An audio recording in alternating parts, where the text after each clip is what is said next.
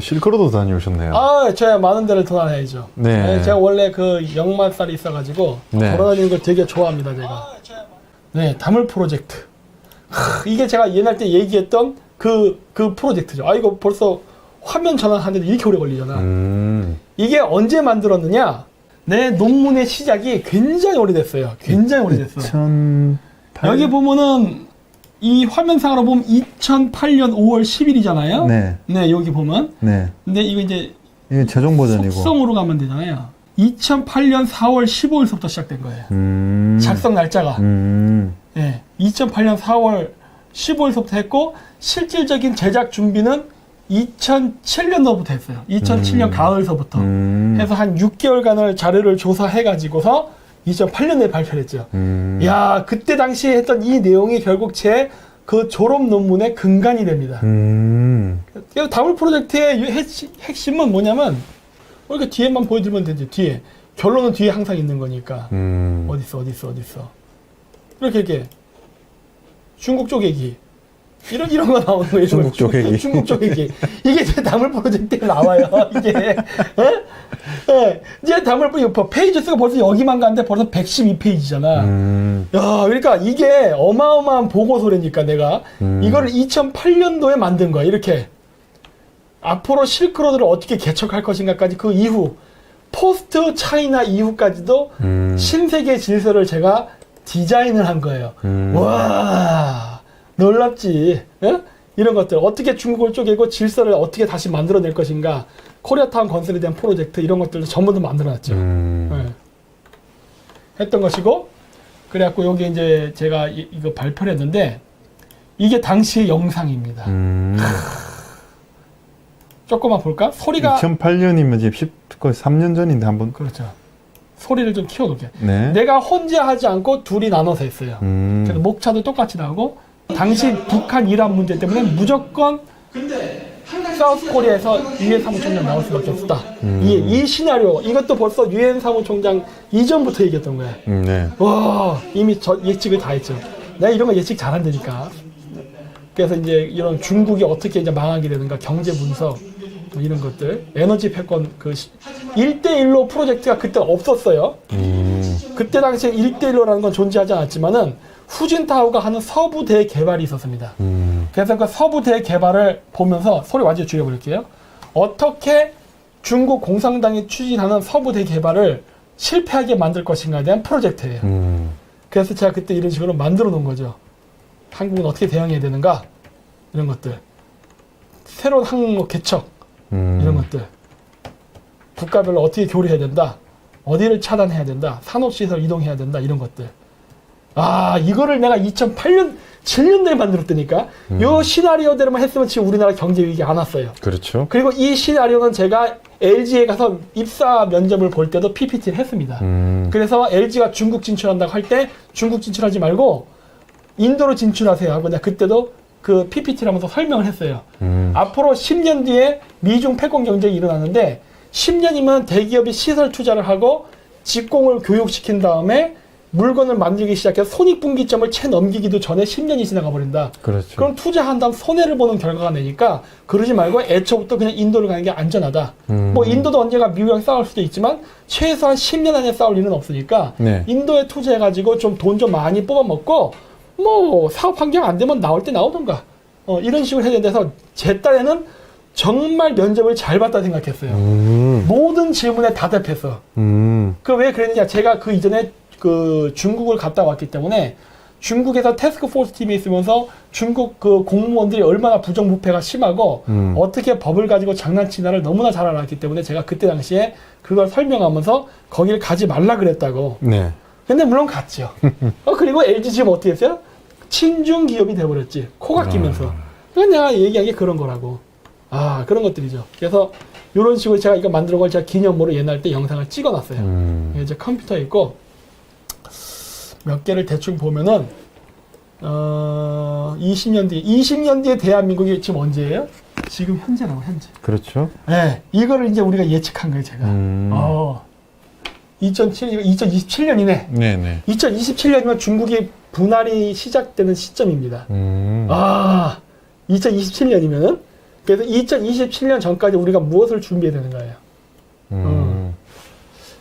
야, 이걸 제가 발표하고 나서 엄청나게 한국 대사관으로부터 욕을 먹었어요. 왜요?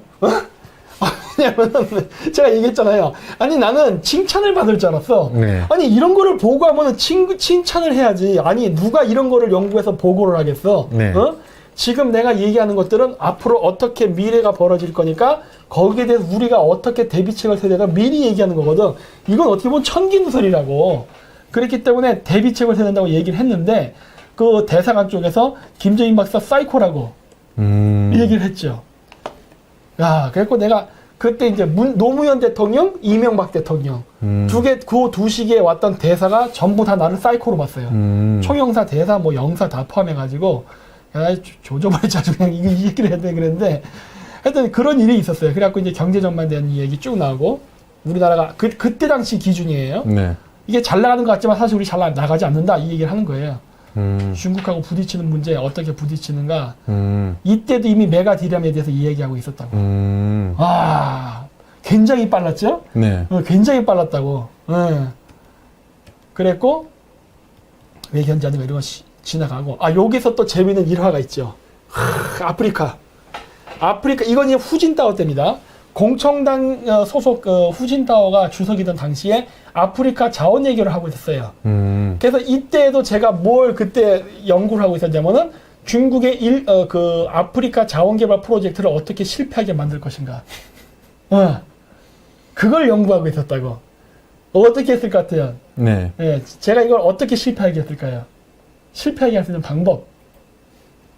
이거 예전에 제가 비슷한 얘기를 했었어요. 그때 당시에 제가 이거 실패하게 만드는 방법이 두 군데의 루트예요. 어차피 기본 근본 원리는 똑같아. 유라시아 그러니까 지금은 1대1로라 불리니까 1대1로라 얘기할게요. 저 때는 1대1로란 말은 없었지만은 네. 유라시아의 철도와 파이프라인을 놓는 프로젝트가 중국에서 막 시작되려고 할 때였어요. 막 시작되려고 할 때야.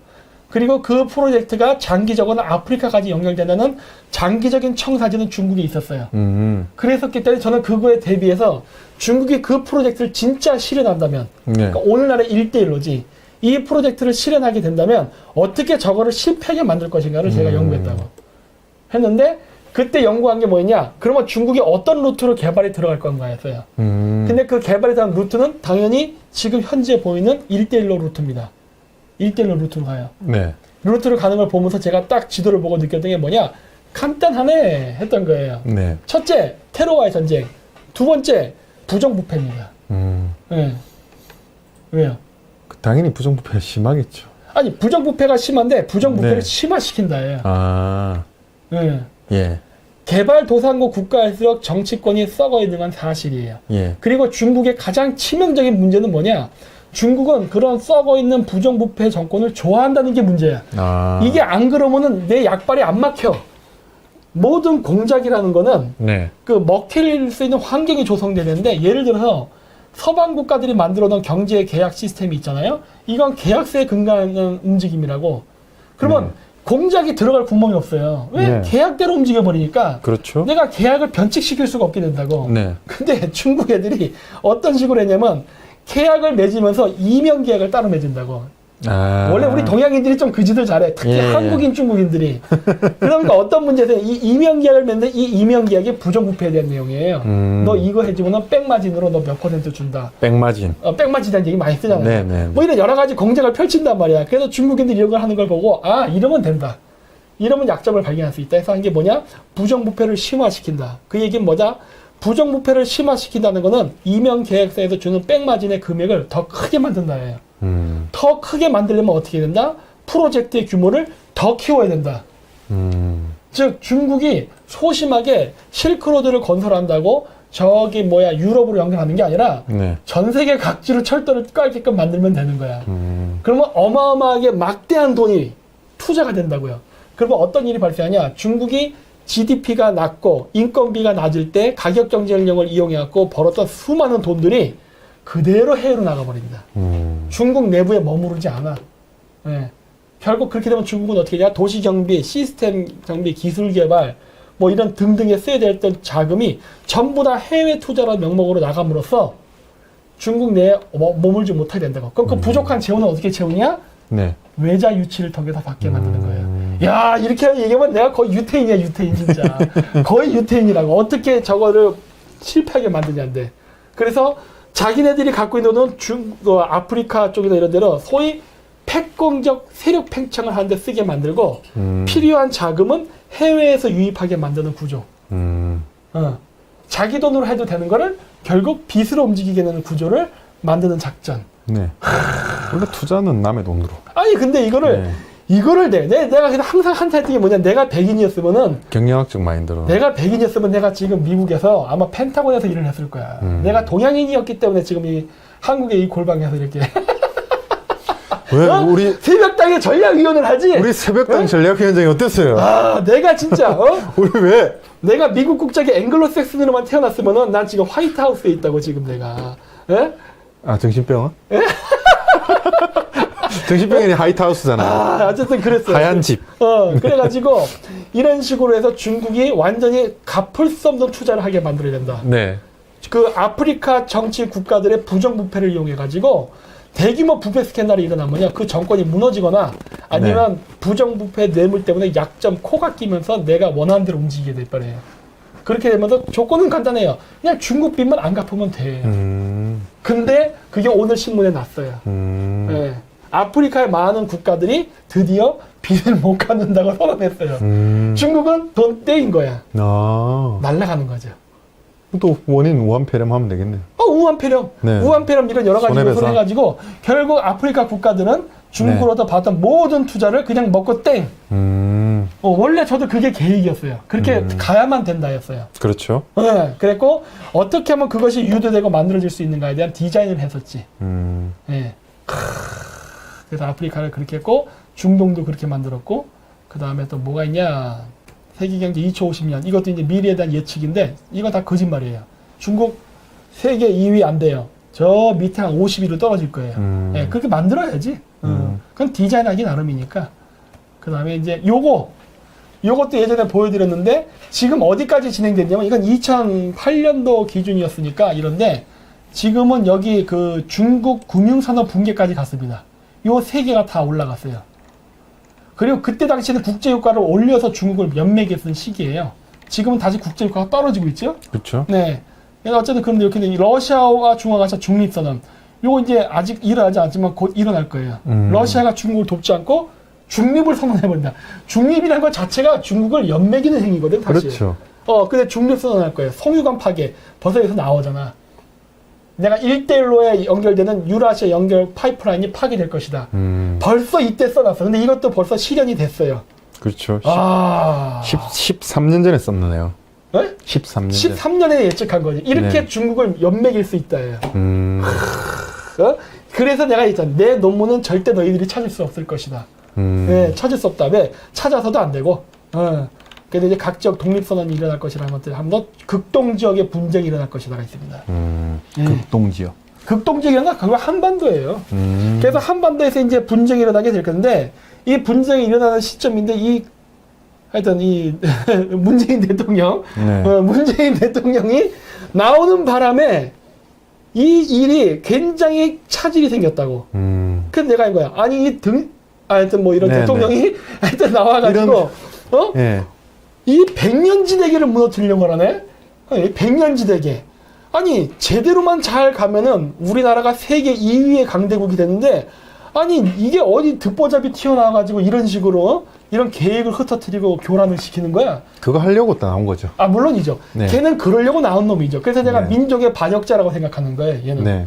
이게 민족의 반역자로 얘가 내가 무슨 빨갱이처럼 보이는데, 그런 의미가 아니라, 어쨌든 간에 얘는, 우리의 그 번영과 발전을 막는 인물이라니까. 실질적으로 지금 우리나라 경제를 다 초토화시켜버렸죠? 그렇죠. 우리나라 경제 초토화시켜 중국에 갖다 매기고 있죠? 그렇죠. 왜 그래요? 지금 문재인 행정부 애들은 중국 거의 간첩이라고 볼 수 있다니까?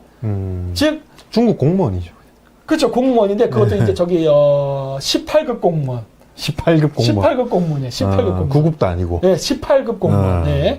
그래가지고, 우리나라가 중국하고 미국이 그 패권 경쟁을 하는 과정 속에 미국이 중국을 이기면 그 이후에 중국이 어떻게 분할 정리가 되나의 그 상황 속에서 한국이 어떠한 지위를 갖게 되고 어떻게 전진해 나갈 것인가 거기에 대한 어떻게 보면 굉장히 구체적인 마스터 플랜이거든. 근데 이게 이거를 갖다 못하게 탄핵을 시켜갖고 박근혜 대통령을 쫓아내버렸다고. 그래서 내가 원래 국제관계 강의마다 열받아서 튀어나와가지고 야이 그 강아지 같은 놈아 나쁜 놈아. 네, 하면서 제가 그때 그래서 원래 안 말하고 가만히 있었다가 튀어나온 거라고. 어? 너 왜 다 된 그 밥에 코 빠뜨려? 어? 너 왜 쓸데없이 이런 식으로 해서 이 나라를 갖다가 식민지로 만들려고 그러지? 하고 그때부터는 역사 때려치고 국제관계를 이야기하기 시작한 거라고.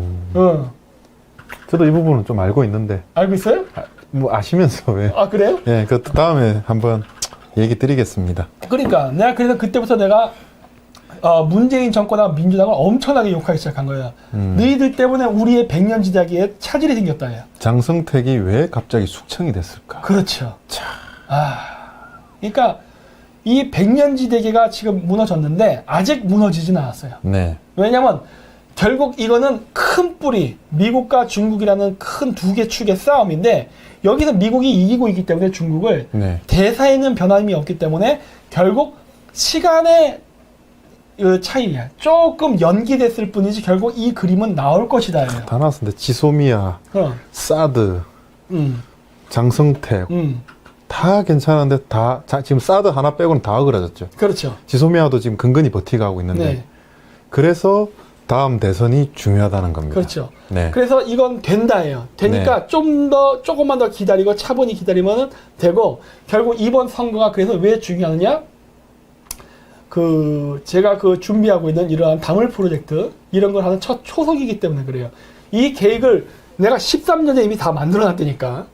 굉장히 구체적이에요, 이거는. 네. 이건 PPT일 뿐이야. 보고서는 여기 없어요. 어차피 내 컴퓨터 해킹에도 안 나와. 그러니까 백날 뒤져봐 안 나오니까. 그러니까 여기 보면 그래서 이게 그때 당시에 전망했던 이거 전략이에요. 여기 빨간색 칠해졌던 3개 있죠? 요 3개는 이미 이루어졌습니다. 중국이 부채 국가로 전략한다는 것까지 이미 시나리오가 갔어요. 네. 네, 중국 이게 부채 국가예요. 부채가 지금 GDP 대비 230인가 280%라고. 못 갚아 이제는. 끝. 게임 끝이야. 그러니까 이미 예정대로 가고 있다니까 지금. 네. 그리고 이제 주택 가격 주도 올라가는 됐고 이런 거. 세계 경기 둔화 오면서 이제 중국 엿댄다는 얘기 하는 거고 이거. 여기가 중요하죠. 2006, 2007, 2008. 네. 요때 보시면 2008년도는 왜냐? 이게 제가 2008년도에 만들었다고 했잖아요. 보고서를. 네. 근데 2008년도 통계는 제가 1월, 2월까지밖에 없었어요. 네. 그래서 했는데 여기 보시면은 핫머니라는 게 빨간색이고 무역 흑자가 중간에 녹색, 그다음 네. 외자 유치가 검정색입니다. 예. 전체적인 그래프를 보면은 중국이 무역 흑자액보다 갑자기 핫머니라는 금액이 급진적으로 증가하기 시작해요. 저 핫머니가 뭔지 아십니까? 검은 돈? 일수돈이에요. 그죠, 검은 돈. 네, 그러니까 그 단기성 채권이라고 해서 한 3년 정도 빌려줬다 다시 회수받는 네. 이러한 돈이에요. 중국이 보세요. 무역 흑자라고 돼 있죠. 무역 흑자. 네. 돈 많이 벌고 있어. 예. 근데 이 무역 흑자를 본 돈은 어디로 갔을까요? 아프리카, 유라시아로 갔다고. 저 돈은 이게 가운데가 비니까 이만큼 필요하잖아. 네. 그 필요한 돈이 어디에서 충족이 돼요? 핫머니. 외자 유치를 급전을 땡겨온 거라고. 이렇게 된 거예요. 그럼 급전을 땡겨오는데 이 급전이 중국 공산당이 받아야 되는데 네. 이게 정상 국가잖아요. 그러면 절대 저 급전을 중국 공산당은 받지 않습니다. 근데 저때 중국 공산당이 저 한먼이라고 하는 단기성 채권을 받았어요. 왜 받았을까? 공산당은 부패했으니까 너무 간단해요. 그 금융기업들이 중국 공산당이랑 쇼부를 보는 거거든. 야, 이번에 내가 너희 중국에 그 금융 투자를 하는데 우리가 이번에 넣잖아? 네. 그러면 내가 이자를 갖다 15% 받으려 한다. 예를 들어서요. 네. 내가 15% 받으려고 하는데 10%는 안 먹고 5% 넣어줄게. 내가 이 외자집, 그러니까 지금 내가 집어넣은 금융상품을 네가 중국에서 팔아만 주면 5% 네 거야. 근데 네가 여기서 할 건 아무것도 없어. 비즈니스 우리가 다 한다. 인건비 이런 거 다 우리가 해결해. 그러니까 너는 5%만 먹으니까 그냥 다리만 나죠. 즉 관시 요것만 만들어주면 돼. 이렇게 한 거예요. 그래서 중국 공산당이 중국 전토 그 부동산 부익으로 아파트가 막 이렇게 뛸 때 저런 어마어마한 돈들이 확 들어가요. 뭐 한 번뿐만 아니라 다른 여러 형태로. 그래서 중국 공산당이 돈을 많이 벌었지. 그렇죠. 근데 그 돈은 그것도 아이러니해. 그러면 그 돈이 어디에 있을까요? 빼돌렸겠죠, 외국으로. 아니 애초에 돈은 온 적도 없어요. 그러니까 이게 계약을 맺은 거라고. 내가 이렇게 자 100만 불하고 딱 준 거예요. 네. 이제 이자 해갖고 이자 하잖아요. 그 10%는 미국이 먹어. 네. 그 5% 먹는 거잖아요. 애초에 이 돈도 미국에 있는 거예요. 왜? 이건 검은 돈이거든. 그러니까 미국 애들이 안전한 그 비밀 금고에 넣어준 거야. 여기 넣어놨으니까 이건 통장 너 가지고 이제 앞으로 미국에 올 때마다 와서 쓰면 돼. 이렇게 해놓은 거예요. 그러니까 돈은 미국에 있는 거야. 애초부터 중국에 가지 않은 거야. 예. 이런 식으로 쌓아놓은 거야. 그러니까 어떻게 해? 중국이 말을 안 들면 이 금고를 잠가버리는 거야. 그렇죠. 너 말 안 들어? 이런 식으로. 이런 지금 메커니즘이 만들어진 거예요. 지금 중국에. 예. 그래가지고 중국이 1175일 때 1170, 2622니까 아마 비슷한 금액이 여기 나중에 이게 2월까지가 몰라요. 근데 그때 2월달까지면 벌써 728까지였다고. 728억. 2월달까지. 예. 이건 12개월 동안인데. 헐. 어마어마한 단기성 채권의 금액이 중국에 들어왔어요. 그래서 내가 저걸 보면서 야 저거 먹으면 망하는 건데? 라는 생각을 했는데 중국이 넙죽 먹더라고. 그래서 야 쟤들 망했구나. 그리고 2008년도에 조지 소로스가 한번 중국을 공격했었을걸요? 제가 알기로. 그 예전에 그 자연사 박물관인가 보면은 중국의 GDP가 이렇게 올라다 한 번 떨어집니다. 네. 그게 언제였냐면은 서브프라임 모기 이론 사태예요. 여기 보시면 저 때가 2007년도에서 2008년도로 넘어가는 저 시점이 서브프라임 모기 이론 사태가 일어났었고 그때 당시에 엄청나게 미국하고 중국이 금융전쟁을 했습니다. 그리고 그거를 중국 애들이 이겼다고 자화자찬을 했는데 천만에 중국은 이긴 게 아니라 진전쟁이었어요. 네. 제가 왜 진전쟁이라고 이야기를 하느냐, 임진왜란이 일어났는데 우리가 일본군을 격퇴시켰잖아요. 7년 싸운 다음에. 네. 우리가 이긴 거야 진 거야 하는 거예요. 우린 졌지. 졌죠. 우리나라 척도가 땅을 됐는데. 개판을 만들고 사람 죽이고 네. 기술자 납치해가고 한 거예요. 네. 그러니까 우리가 전쟁에 이기면 뭐해, 남은 게 없는데 막아낸 거죠, 그냥. 그냥 막은 거지. 예. 그러니까 중국도 정확히 얘기하면은 막은 거예요. 예. 금융 공격을 당했고 예. 중국 시장은 교란당했고 네. 그리고 막은 거야. 네. 예. 그러니까 상처뿐이 영광이었다고. 예. 그랬는데 그 얘기를 제가 왜 하느냐, 아까 제가 보여드렸던 그 괴벨스 영상, 여기 뱅킹 시스템. 내가 만든 이 모든 PPT는 다 A를 맞지 못했습니다. 맞지를 못했어. 이게 뭐냐면 그 국내 부동산 시장을 조작하는 방법. 이제 그 당시 이게 내가 흑인을 해놓은 이유가 뭐냐면 유색인종들, 미국에 잘 사는 사람들은 앵글로색슨이나 유태인 같은 백인들 있잖아요. 네. 그게 아닌 후발주자로 차고 오던 사람들, 아시아계, 히스패닉계, 흑인계, 이런 사람들이 교육을 받고 점점 중산층으로 성장하는 애들이 있으세요. 얘들 2008년도에 개박살이 납니다. 그래서 이제 이랬는데, 그때 당시가 언제였느냐, 미국의 집값이 이 노란색 그래프예요. 막 올라가던 시점이었어요. 미국의 집값이. 잘못 얘기했다. 녹색이에요, 녹색. 그죠, 녹색. 집값이에요. 집값이고, 이 노란색 선이 이자율이에요.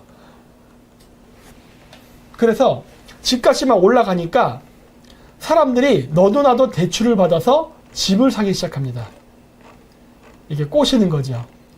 여러분들 투자하십시오 하고, 오 베이비 you can buy 막 그러면서 꼬시갖고 헬렐레 해가지고 샀어. 여기에서 또 이 아저씨 같이 이름 까먹었다. 이 아저씨 누구지? 너무 오래돼서 까먹었다. 옛날 FRB 그 의장. 저도 이름 까먹었어 갑자기. 네. 하여튼 이 사람이 그때 뭐랬냐, 은행 이자를 낮춰줍니다. 이렇게 천락적으로 은행 이자가 7%에서 0.5%인가 로 쭈루루룩 떨어져요. 그러니까 어떻게 돼요? 이자율이 낮으니까 사람들이 집값이 막 낮은 이자로 대출을 받아서 집을 사기 시작했다고.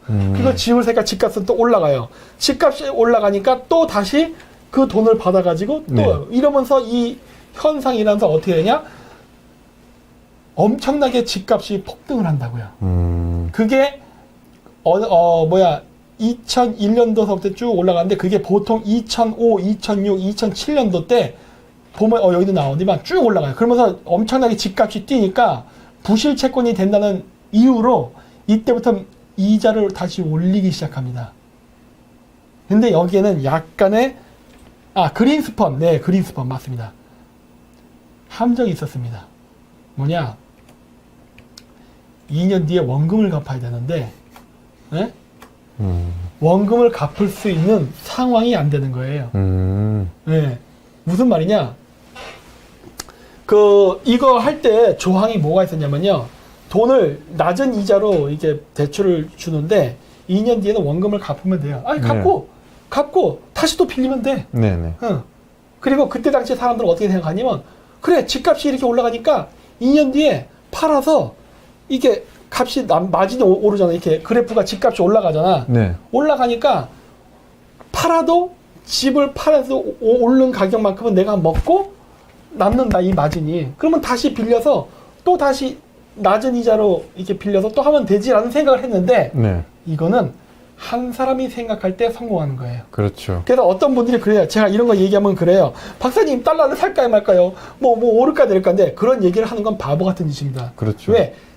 한두 사람의 개개인이 움직일 때는 그게 실현이 되나, 집단이 움직이기 시작하면 그건 반대로 움직이기 시작하거든. 그렇죠. 그래서 안 되는 거예요. 근데 여러분이 알아서 판단하세요. 내가 얘기하지. 그걸 이렇게 하세요라고 얘기 안 한다고. 왜? 그렇게 되면 결과는 반대로 움직이니까. 네. 그런데 그러면서 어떤 일이 발생하느냐?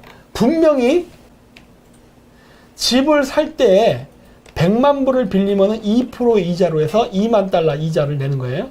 그러면서 빌렸어요. 그랬는데 문제는 뭐다? 2년 뒤에는 이자가 연동성 있게 변합니다. 말이 연동성이지 절대 2% 이하로 떨어지진 않아요. 오르면 올랐지. 이자는 올라간다고. 근데 2년 뒤에 원금을 갚아야 되다 보니까 어떤 문제가 생겼냐? 그때 당시 이자가 싸다고 여러 사람들이 돈을 빌려서 집을 샀어요. 그리고 여러 사람들이 돈을 빌려서 집을 샀기 때문에 집값이 오른 거였어. 근데 2년 뒤에 동시에 여러 사람들이 집을 팔아버리니까 집값은 어떻게 된다? 폭락을 해버린 겁니다. 집값이 폭락을 한 거예요.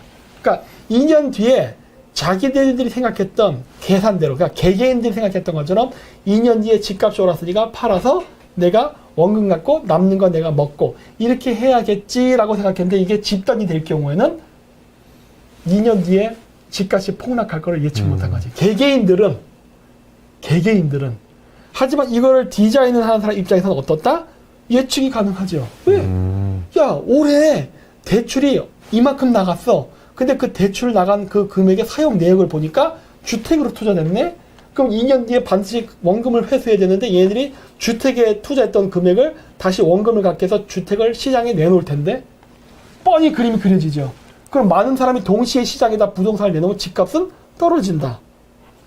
이건 뭐 너무나 이거 모르면 바보 아니야. 그렇죠. 그래서 이미 이거는 실패가 예고되는 거였다고.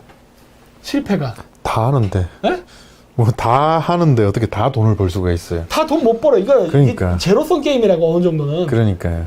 약간의 10% 정도의 윈윈이고 나머지 90%는 제로섬으로 움직이는 거예요. 누군가 벌면 누군가 잃는 게 주식이 됐든 뭐가 됐든 다 그런 거예요. 그렇죠. 예. 그래서 이렇게 변하게 돼 있는데,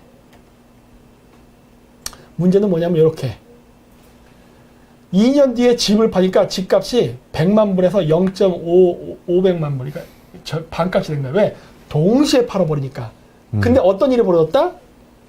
여기 안 나오네? 이렇게 이자를 다시 올려버렸잖아요. 2배로 올렸네요. 이 0.5%인가 해서 이자를 5%대로 올려버렸다고. 상승을 시켜버렸다고. 10배로 올렸네, 10배로. 이자를 올리니까 어떻게 돼? 뒤지는 거죠. 아마 여기는 자기 4% 기준으로 한 거예요. 네. 그러니까 어떻게 돼요? 집을 팔았는데 원금도 못 갚아버린 거야. 빚은 오히려 0.500만 달러가 남아있는 거예요. 그리고 거기에 빚이 남아있기 때문에 이자를 내야 되는데 이자도 올려버렸어. 그러니까 어떻게 된다? 여전히 이자는 내야 된다. 빚 생기고 이자 내고. 이렇게 된 거예요. 이게 2008년도에 있었던 서브프라임 모기지론 사태. 이때 난리 났었죠. 난리였죠. 네. 근데 이걸 보면서 이때가 언제냐? 요 PPT도 제가 언제 보여줘야 되냐면은 이게 2007년 11월쯤이었을 거야. 제가 이거 카자흐스탄에서 제가 이거를 PPT를 보여주면서 카자흐스탄 경제가 망할 것이라고 PPT하고 제가 카자흐 애들한테 맞아 뒤질 뻔했던 사건이에요. 그 제가 예전 썰박에서 얘기한 적이 있어요. 그게 이 PPT예요. 왜냐, 카자흐스탄 GDP가 1년에 거의 20% 이상씩 성장할 때였거든요. 근데 갑자기 제가, 야, 니네 경제 망해. 그래. 그것도 쫄딱 망해. 내가 그래가지고 얘들이, 임마, 우와, 뭐 이 새끼 말이야. 너 카자흐스탄 온 지 1년도 안 된 새끼가 어디서 이따위 식으로 막 우리나라를 욕해. 그래. 아니, 나는 그래프를 봐봐. 저게 정상이야? 내가 그런데 얘기했다고. 저렇게 가면 투기 세력 들어서 너희들 망하는 거야? 내가 막 그랬거든요. 그랬더니 얘들이 뭐 어쩌고저쩌고 했는데 결국은 내 예측대로였죠. 그래갖고 제가 예전에 키맵 대학교 다닐 때 네. 키맵 대학교가 굉장히 부자들이 다니는 학교였거든요. 그렇게 그런데 카자흐스탄에서. 거기 학비가 우리나라 학교 학비랑 똑같아요. 참고로 거기는 1년 학비가 250만 원이에요. 1년. 그러니까 두 학기. 다른 대학교가. 근데 키맵 대학교만큼은 두 학기 학비가 그때 당시 기준으로 해서 한 600만 원이었어요. 한 학기에 300만 원 가까이 됐다고. 굉장히 비싼 거예요. 당시 한국 학비랑 비슷하네. 비슷한 거죠. 네. 그 나라는 1년이 250원인데 거기는 600만 원이었으니까. 그래서 부자가 아니면 다닐 수 없었어요. 그랬었는데 그때 2008년도에 그 학교에 다녔던 학생들의 부모들이 이때 망하면서 남자애들은 노가다꾼으로 가고 여자들은 매춘을 하게 된 일이 엄청 많았어요. 그리고 학교가 애들이 휴학을 하면서 학생 수가 급감을 해버렸다고. 그때가 저 때예요. 그러냐 그래요. 바로 내 말 맞지? 그랬다고. 되게 얄미웠겠다, 근데. 얄밉긴 아닌데 설명을 굉장히 구체적으로 했다니까. 네. 이거 말고 다른 카자흐스탄 국내 그래프가 있어요. 그래서 네. 보여줘 설명을 했다고. 이 그래프가 지금 넌 이상하게 안 보여? 내가 그랬다고. 그러니까 요 그래프 하나만 보지 말고 얘랑 얘를 같이 비교해봐. 거기서 저 그래프를 이렇게 갖고 와봐. 그런 다음에 세계경제 그래프를 이렇게 붙여봐. 결론이 어떻게 나지? 모르겠대.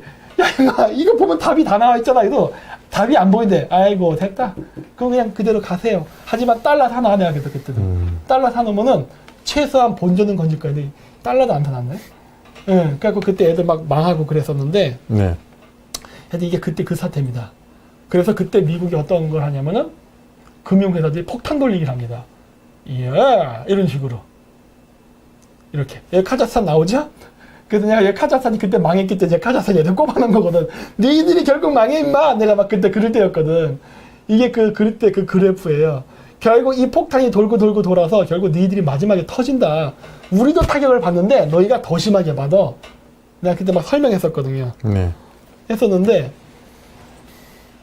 이 모기지론이 이런 식으로 메커니즘이 움직이거든. 각 전 세계에서 자금을 모아서 집을 투자를 했어요. 그러니까 미국에 있는 거.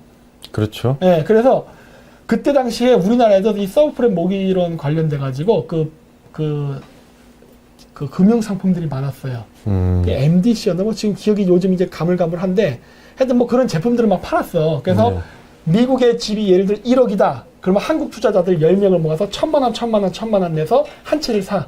그건 사면 이제 집이 오르면 가격이 오른 만큼 해서 그 이익 지분이 생기면 그거 은행이 수수료를 얼마 먹고 나머지를 투자자한테 돌려주는 이런 식으로 금융상품을 많이 팔아먹었다고요. 네. 그게 이런 식으로 제가 보이듯이 전 세계적으로 했어요. 전 세계적으로. 여기 시트닝 써있는 거는 그냥 예를 들어 쓴 거예요. 미국에 있는 은행이니까. 이 시트닝 했다는 게 아니라, 물론 하긴 했어요. 하긴 했는데. 여러 은행 중 하나겠죠. 얘네뿐만 아니라 여러 은행이 했어. 네, 여러 은행이 했는데, 그래서 이 투자를 할 때 가장 자금이 많이 들어온 나라가 어디였냐면, 가장 부패한 나라 순으로 투자가 많이 들어왔어요. 왜 그랬느냐? 부패한 정권은 그 자금을 자국에 둘 수가 없습니다. 그렇죠. 자국의 화폐 자체가 휴지 조각이야. 네. 뭐 있으면 뭐해. 결국 달러가 있는 게 제일 좋아. 근데 이왕 달러로 있는 거 투자해서 돈을 더 벌면 더 좋지. 네. 그래서 주로 이러한 부패한 자원 부국 혹은 뭐 이렇게 하여튼 그런 나라들, 공산권 국가들 쪽의 독재자들이 저기다 돈을 많이 투자했어요. 네. 근데 물론 이 카자흐스탄에서 제가 강의할 때는 그 나라 대통령을 얘기하진 않았어. 그냥 예를 들어서 하면서 중국만 얘기했대요. 중국만. 큰일 나지. 나도. 네. 그래서 얘기했는데, 자, 이게 뭐냐면, 빨간 게 아시안, 파란 게 유럽입니다.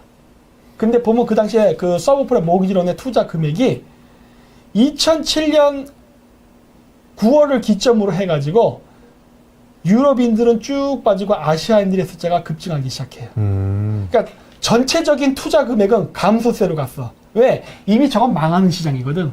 망하는 시장이라는 걸 알고 벌써 유럽 애들은 바람만 쓱 잡아서 가격 뻥튀기 시켜놓고 가격 오를 때 자기들은 다 철수했어. 뭐 봐봐. 없잖아. 그런데 늦게 버스 탄 아시아인들이 왕창 들어왔다고. 그리고서 2007년도 12월쯤서부터 뻥 터지기 시작했어요. 그래서 금융위기가 오면서 많은 나라들이, 그래서 이게 웃겼던 게 나는 이거 보면서 어떤 생각을 했냐면, 여러분 그 당시 뉴스를 보면 뭐가 있었느냐, 미국 CNN이나 이런 걸 보면은 네. 미국의 시대는 끝났다 이런 게 많이 나왔어요. 저 당시에 미국의 시대는 끝났다. 드디어 미국의 달러 중심의 패권 시스템은 완전히 붕괴됐다. 그런 이제 미국은 이제 세계 질서를 운영할 수도 없고 앞으로 이제 미국 다음에 이제 어떤 새로운 주자 중국이 떠오를 것이다. 막 이럴 때였어요. 그래갖고 후진타오가 헬렐레 그거 우리가 드디어 미국을 이기는구나 하고 막 좋아했을 때라고. 난 그때 그걸 보면서 야 쟤들 이거구나 이거. 그게 뭐냐면 미국하고 중국이 복싱을 하는데 네. 중국이 연락이 얻어 터진 다음에 지가 이겼다고 하는 거와 똑같더래요. 정신승리거든. 아니 미국은 손해본 게 하나도 없었다고. 왜 그랬느냐? 저 때가 오바마 대통령 때인 걸로 내가 기억해. 이때가 맞을 거예요. 오바마 대통령 때. 그때 베일아웃, 그러니까 그게 이제 파산 신고하고 하는 거였거든요. 그 베일아웃을 했는데 베일아웃 와중에도 미국의 은행들은요 보너스를 받고 있었습니다. 직원들한테. 아니 투자 실패 때문에 그건 돈이 없어야 되잖아. 네. 얘네들 보너스를 돌리면서 미국에서 막 욕하고 했어요. 야, 나라가 베일아웃, 그러니까 구제금융 위기를 받을 정도로 나라가 실패했다며. 근데 너희들 보너스 받는 게 제정신이야 할 정도였는데 그게 왜 받았을까? 이익이 있으니까 받았겠지. 그렇죠. 이익이 있으니까. 회계상으로는 부도인데 네. 실질적으로는 막대한 이득을 칠테니까. 그렇죠. 누가 손해를 봤느냐? 투자자가 손해를 봤어요. 그렇죠. 그 투자자가 누구였느냐? 대부분 제3세계 국가였습니다. 물론 우리나라도 그 중에 하나 포함되어 있어요. 물론. 근데 가장 많이 피해를 본 나라가 누구였느냐? 중국입니다. 이때 중국이 엄청나게 피해를 받고 어느 정도였냐면 그때 BBC 월드 방송 요 2007년도 12월에서 3월 사이에 나오는 걸 보면 중국 광동성에 심천 경제 자유지역이 있습니다. 네. 홍콩 옆에 심천. 거기가 광동성이잖아요. 그 지역에 제조업이 굉장히 많다고. 그때 제조업 공장의 70에서 80%가 문을 닫아요. 2008년도에. 엄청나게 불황이 왔다고. 근데도 중국인들은 뭐라 생각했느냐? 우리가 금융전쟁에서 저런 미국 같은 강력한 나라 상대로 싸웠기 때문에 우리도 데미지를 입었지만 미국은 끝장났어. 이러고 있었다고. 그래서 그거를 보면서 와 진짜 무식하면은 답이 없구나 라고 생각했어요. 미국은 손해본 게 하나도 없고 중국만 일방적으로 당한 건데 지들이 이겼다 생각하는 거야. 그리고 또 그때 당시에 이제 미국의 교수들도 미국의 시대가 끝났다고 논문 연락이 써대고 막 미국 북경대학교 인민대학교 가서 막 영어로 막 강의 샬라샬라 하고 하니까 그 당시에 인민대학이나 북경대학교 학생들이 또 이제 자뻑을 해가지고 와 우리가 진짜 저 눈퍼런 백인 교수가 와가지고 말이야 중국이 앞으로 미국을 대체한대 막 얘가 막 좋아가지고 막 헬렐레 할 때였다고. 근데 막상 현실을 열어보면은 미국 애들은 보너스를 받고 있고 중국의 공장들은 부도가 나고 있었어. 예. 80%다 문을 닫고. 근데 그걸 보면서 와, 그죠. 역시 이 자본주의의 패권 싸움을 중국이 할 줄 모르는구나. 이 게임의 규칙을 모르네. 이런 생각을 이제 내가 한 게 돼요. 근데 그때서 보면 됐지. 야, 중국 싸워볼 만한 나라인데 저 정도로 못 싸운다면 한국 정도도 중국은 무너뜨릴 수 있을 것이다. 라고 생각을 했던 거예요. 그런데 문재인이가 방해를 했잖아, 지금 문재인이가. 근데 아직도 늦지 않았습니다. 지금도. 그런데 내일도 어떻게 될지. 내일. 두두두두두두두두두두두두두두. 참. 내일 잘 돼야 되는데. 왜냐면요, 제가 얘기하잖아요. 네. 중국 무너뜨리는 건 일도 아니에요. 네. 진짜 쉬워요. 너무 쉬워. 말을 해줄 수는 없지만 중국의 그 아픈 포인트들이 있어요. 네. 거기를 이렇게 톡톡톡톡 찌르면 북두신권처럼 네. 한 1년 뒤에 뻥 터지면서 중국이 펑 쓰러진다고. 북두신권. 이게 너는 3일 뒤에 죽는다 이런 거 있잖아요. 그런 것처럼 저게 왜 안 보일까 하는 거. 아니 저기 얘기하는데도 네. 포인트를 못 잡고 있더라고. 그래서 내가 그러는데 됩니다.